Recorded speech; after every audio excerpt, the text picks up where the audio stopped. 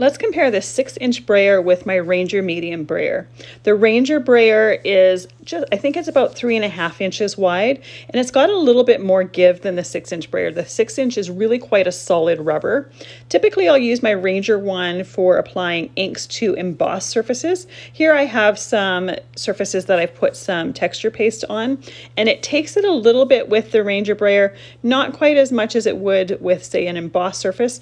I definitely prefer this to use ink on, or to apply ink just straight to paper. It works better that way.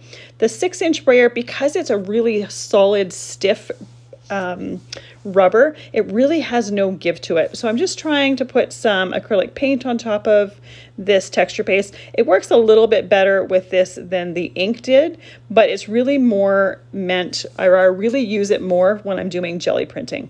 You can use it to apply paints to paper, just like I'm doing here.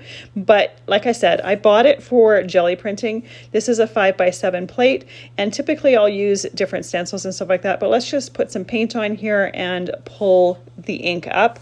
I like this 6-inch brayer for this because this is a 5x7 plate, and I can get that whole brayer, can get it to smooth out some paint without some lines from the edges of the brayer. And that's really, really helpful if you don't want to have those lines that you can't control in there.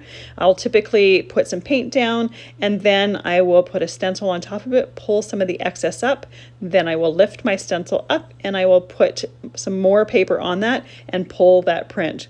And by having a large brayer that has that surface, I can make sure that I get a nice print that doesn't have lines just from my brayer in there.